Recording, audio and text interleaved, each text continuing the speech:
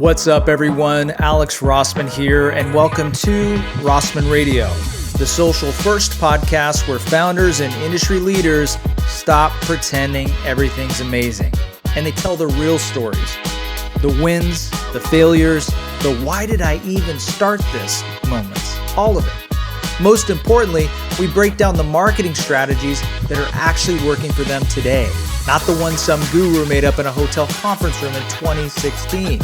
So if you want real-world growth strategies told by the ones who have scaled multi-million-dollar brands, just listen. Welcome back to Rossman Radio. This is Alysse, and I'm here with Sean McGraw. He owns 4 Energy, and we're going to be talking about the very changing landscape of what it's like to work in your industry in marketing. So welcome. Yeah, thanks for having me. Of course. I know that quite a bit has changed with everything to do with energy. Gosh, like starting with solar and now getting into some of the other things that, the business is focusing on. But essentially, I'd love just to hear how you got into this and where it started versus where it is now. Because I know you're doing a lot more than what you started off doing. Yeah. So I'll tell a long story pretty quickly. So I'm from the same place as you. I'm from Michigan originally. I moved out to Arizona in 2006 to go to school. I actually studied solar. So I went to school. ASU had a new degree called sustainability. And I decided to move from the marketing school to sustainability and kind of roll the dice. So when I learned about solar, I just thought I could do that. My dad had a remodeling company. He did windows back in Detroit, Michigan. And I just felt I could do solar residentially. I could feel good. It's a product I believe in. And so I started the company in 2010. I was a senior at Arizona State. And, first handful of years were falling on my face and learning lessons the hard way. I went straight from school to starting a company. And, when we started really figuring it out, 2012, 13, 14, we started seeing some really fast growth. So these were the early days of solar. They call it the solar coaster. There's a lot of good and bad in the solar industry.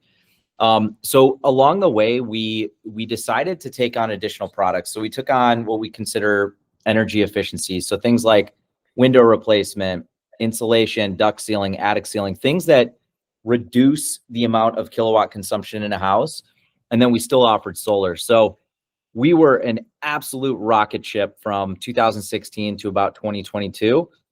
But you're right, solar kind of as an industry turned upside down. And so recently we've been going through this kind of reinvention of ourselves where we are focused on energy efficiency first. We just believe we can lower somebody's bill and make them more comfortable and achieve the result that we're looking for, and most families are looking for, without leading with solar. So that's my long story short. Here we are.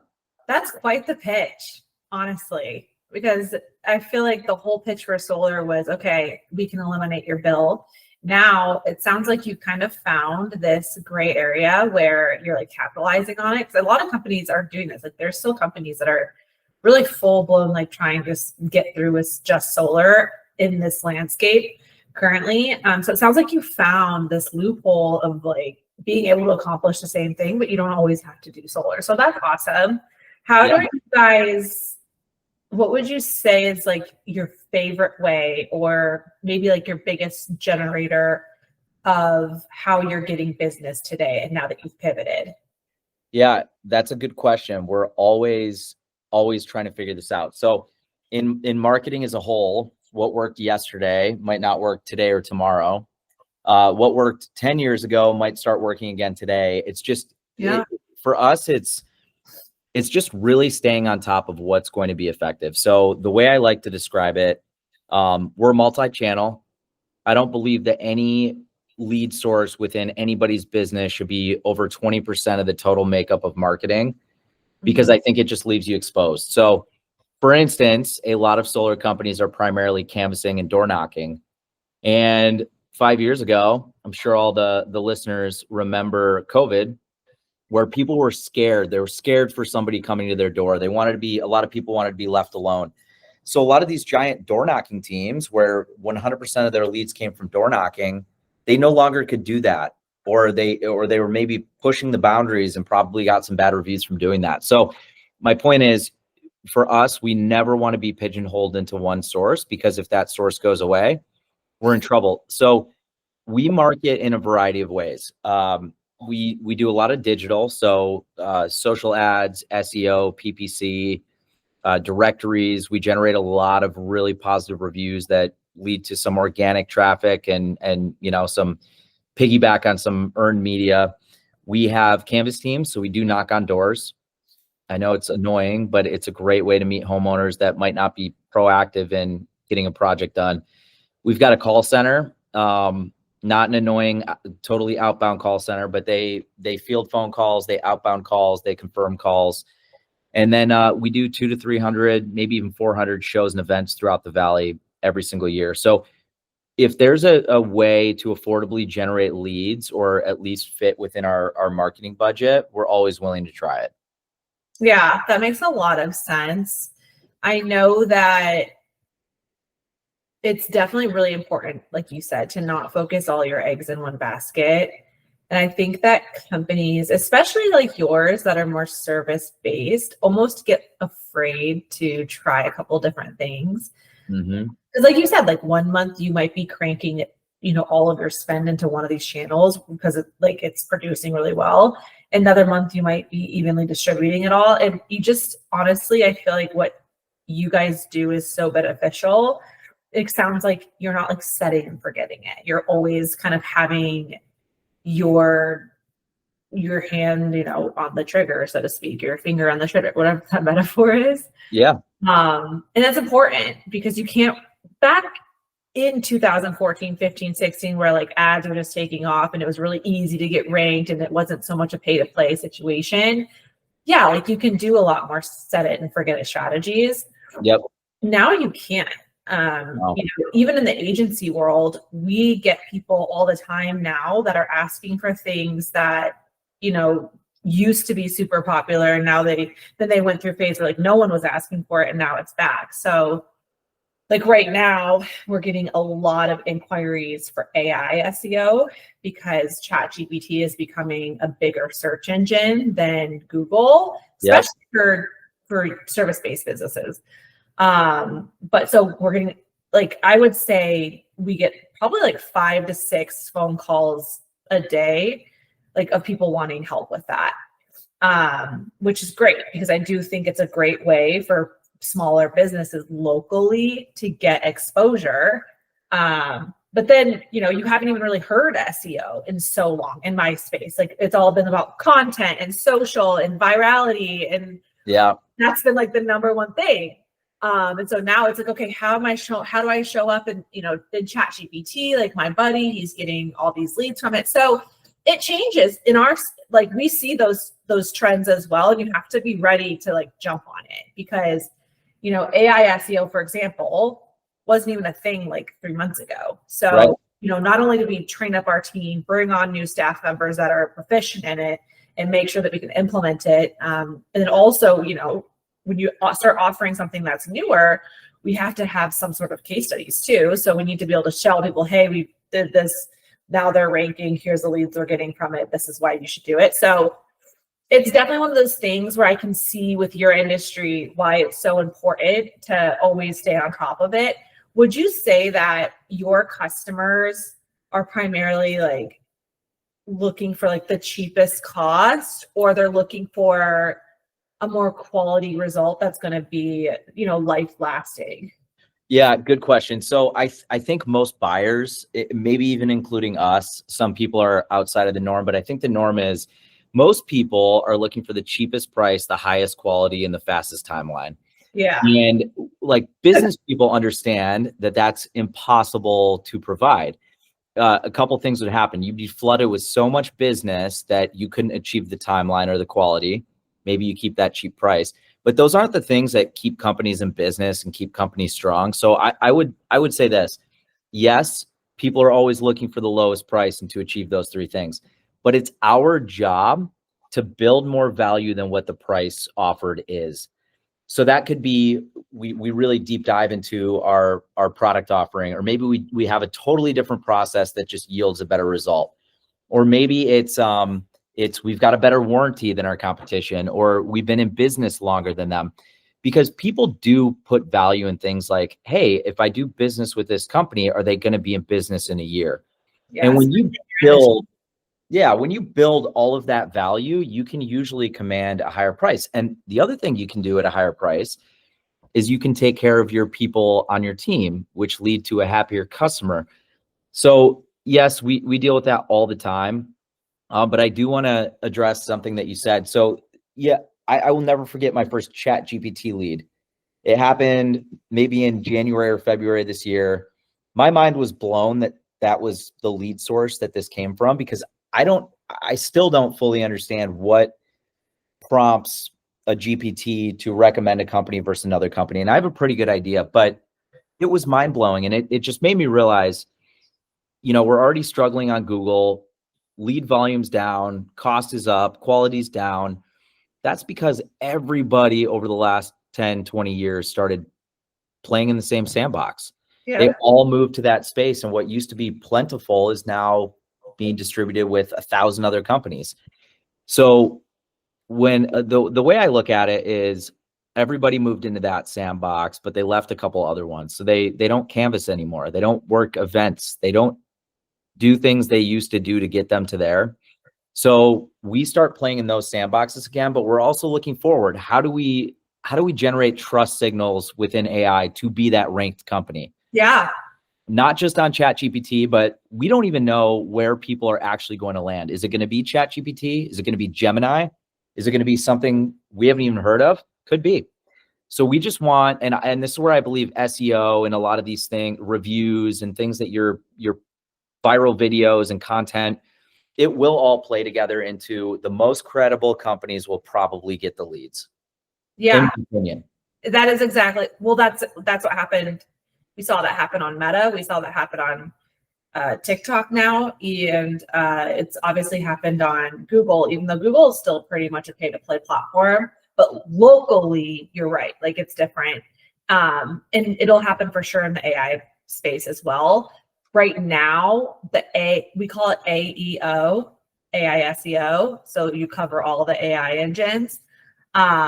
Right now, it's like the early stages. So everyone, the people that are really optimizing for it are getting in and like getting that, like kind of like what it was like to launch an ad in 2013 on Meta. Yeah. It's like super cheap and very lucrative. Like you're getting that. Obviously, over the next year, we're going to see more people jump over to that sandbox, as you say.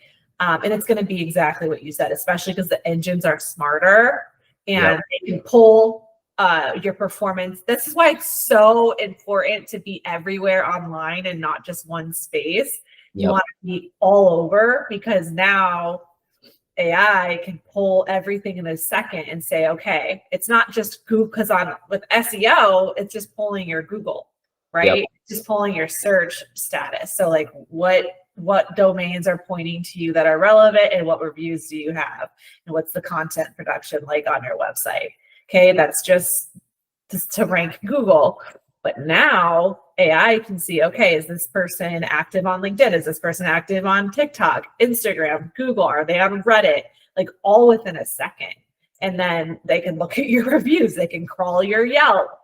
And like it's going to pull all that information and say, this is who you should work for. And to answer your question, how it works is, have you ever asked, I recently did this. I asked GPT, I asked if they could tell me where I can get my car registered in Arizona, in Gilbert. That's like a third party, so I didn't want to go to the DMV. And it listed like 5 businesses. So those 5 businesses are now being pulled organically, and I went to the first one. Right. So yeah, and this is the great, it's not the great unknown, because parts of it are known. You've got to have a lot of seeds on the internet planted. You've got to be relevant. You've got to be actively posting. Like, I think all of these things play into what AI is going to spit out, because it wants to make sure you're relevant and you are in business, right? I think a lot of companies are going to make a lot of money in this new AI revolution. And a lot of companies will probably go out of business. Yeah. You just got to stay on top. But I agree with you. I remember running ads on Meta 2013, and for like a couple dollars, you were getting like 100 leads, and it was just crazy. And you saw this big uptick, but guess what? Over time, those results diminish. And that's where I say, don't have all your eggs in one basket. Like if I have a lead source that's doing really well, great. I might go above 20% of my total mix, but you want to be diversified. So I'll give you an example. I was running YouTube video ads. This was 4 or 5 years ago. And we were spending a lot to be seen on YouTube, but we were getting a lot of leads. We were selling 15 to 20 solar deals a week, which is like high ticket. Yeah. Pretty good margin. Everybody in the solar space discovered what we and some others were doing, and they started buying YouTube ads. And just like anything else, we saw our results start to decline, our lead volume, our cost per lead, everything just started to change to where that's not even a source for us anymore. Yep. That's how it happens, and you have to pivot. I think great. One thing you mentioned is going into the places that people are no longer in, like staying active in trade shows. Yes, like all of what we're talking about digitally is kind of how to like keep, your business at a float, right? Like these are always going to be like a huge source of leads, but I will say like word of mouth and in-person interactions still carries so much weight, and having that as a part of your strategy is honestly very smart. It honestly sounds like you really know and understand the value of real marketing, because a lot of people will tell you need to do so many things in order to be successful, but really you just need to figure out what's going to work for your individual business, and then not like set it and forget it. Yeah. So playing in different arenas like you're doing, 'cause I do think that people crave that like personal approach. I mean, you and I are both from Michigan. You go back to Michigan, it's like being in a time lapse, and people are still going door to door for B2B sales. And they really value that, like family owned and operated businesses, like that doesn't really exist as much anymore. And I do feel like the consumers really crave that, especially when making such a personal, huge financial, commitment, like their home, like anything home related is so personal, and you just want to make sure you're dealing with the right company. 100%. So a couple things on that. Number one, if you can knock a door, you can never go out of business. The big difference is most companies, most people aren't willing to knock on a door, and they don't have the hustle to generate leads that way. We've been trained with, I call it the baseline. Like you always want to have an online presence. You can turn it into, as long as you're staying on top of it, you can turn it into a predictable machine where you spend this much money and you get this much in return. And that should always be a baseline. But how do you grow? How do you scale? And that's where door knocking and shows and events add that additional layer for us that other companies don't have. And then I also think with this big movement to AI, in a year or 2 years, we're not going to know, or it's going to be the norm to not talk to a human being on the phone and get what we're looking for. Which I think that's going to hurt. I think that long term, that's like, I don't want that as a consumer. Do you? So in some cases I may, like if I'm dealing with customer service and it's like a brand new person and they're kind of lousy and I can't understand them, like it's just reality. That's not a pleasant experience, but there's other times where you want to talk to a human being. My point in that is I think with the ultra reliance upon technology and knowing what we know, the face-to-face human interaction is just going to become more and more important, and people are going to just connect better, trust it better. So I think there's always a play for that for at least the foreseeable future. But one other thing I want to say is you talk about setting it and forgetting it. That to me is the most costly and can be the biggest fatal mistake in business. Yeah. Companies go out of business for a couple of reasons. Number one, they quit on themselves. Entrepreneurs just aren't willing to go through the highs and lows to continue, and there's more stable opportunities out there. Or two, they run out of money. And the easiest way to run out of money is set it and forget it. Don't look at your marketing spend. Just hope and cross your fingers that marketing works. like I said, what happens, how it works tomorrow is not how it worked yesterday. Numbers change day to day. They change week to week. And you just got to stay really on top of your marketing numbers and pivot when necessary. Maybe something's performing, double down, shift from the loser, put the money in the winner. Yeah. Always stay on top. You nailed it. We're very, very lucky to be in a position where we almost, when we pre-sell someone, essentially, we will do a full audit, and we're not just like doing like a cookie cutter, like here's what you should do. We're like diagnosing their account as if they're already a client, because we want to know like what we would be getting our hands into. Yep. And what goes hand in hand with that, if we get someone on the phone that calls us saying, hey, like I need your help with TikTok, or hey, I need your help with AI SEO, the very first things I ask them is like, how involved are you going to be? Like, you're not going to have homework, but like we need you on a call every single week to understand what we're doing, because if you don't, then we'll be the first ones to go, because you won't really see the value in what we're doing too. So like if we get someone that's like, hey, I want to launch an ad next week, like I'm looking to do it fast, like this is what it is, I don't care, like doesn't want to know or anything, we'll turn that person away all day, because it's just going to be a failed partnership. Yeah. So I've said it and forget it in the past, and it's a lesson learned every time. What I would say though is, working with a company like yours, like working with a company that's on top of what does the future look like. But also, I love what you said. Like, you do the diagnostics, you show first you figure out where they're at, where there's opportunity and where they could use some help. But then you've got a baseline, right? But there's two pieces of this puzzle. There's what does the agency do, and then what does the company do? So I can tell you, in my business, like we go into people's homes, we do these energy audits, and we sell some we don't sell. But the agency can only drive leads. The company has to be responsible for, once that opportunity is there, how are you training your salespeople? Do you have follow-up in place? Do you have rehash in place? How can you get the most out of those marketing dollars? And a lot of companies fail there first, and then point the finger at the marketing agency when they should be looking in the mirror.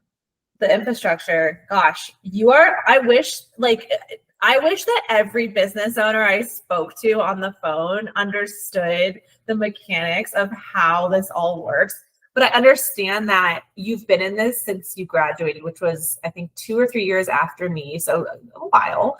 And you just it sounds like you really have gone through so many different things with this business, and it has truly paid off.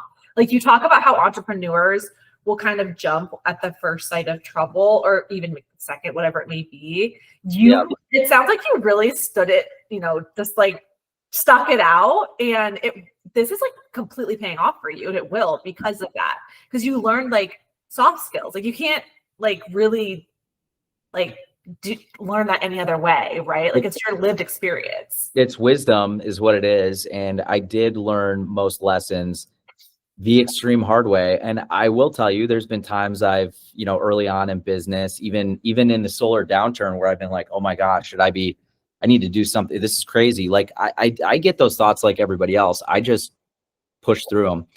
And if there's an entrepreneur that jumps at the first sign of trouble, they're not a real entrepreneur, because it can be the most satisfying thing in the world, or it can be the hardest thing ever. And it's not for the faint of heart. No. Say entrepreneurs typically have a couple screws loose, because you do deal with crazy things. The buck stops at you. It's that simple. It's honestly true. I started my own I was doing sales and marketing for a while, and I started my own business, boutique social and social media company. And then within 2 years, I was like, I'm selling. This is ridiculous. And I want to go back to being an individual contributor. And I thought prior to that, I was like, I'm just this entrepreneur. I'm ready to do this. And it's not that I didn't love it, and but I just know exactly what you're talking about, because I just was okay, I did this. This feels good. But I'm going to have babies now, and I want to go back to just being finding great partnerships through sales. That's what I love doing. I don't know why I'm doing operational things, and now I'm not able to do what I love anymore. Yep. So it definitely, I know exactly what you're saying, because you kind of get like in these situations where it's a little hard not to panic. Like I did have a baby while I owned my own company, and I was like really involved still. So I was like, well, there's not going to be a maternity leave here. And that's just like, those are the types of decisions you have to make when you own a business, but then it pays off because like you learn grit, and you learn like that you can like get through it, and you can just hustle and hustle harder.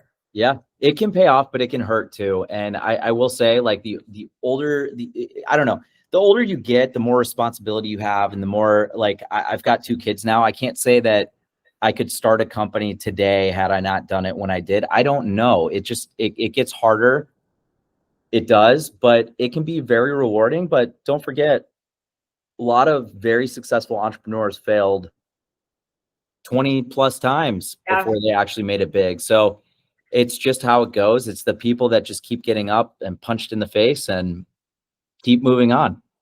Yeah, I appreciate it. I always ask like for a piece of advice to entrepreneurs listening, but you've given so many like pieces of advice throughout this entire call. So I'm going to change my last question to, what is like a single habit that might be like a micro habit or a macro habit that keeps you kind of sane, or like keeping the track?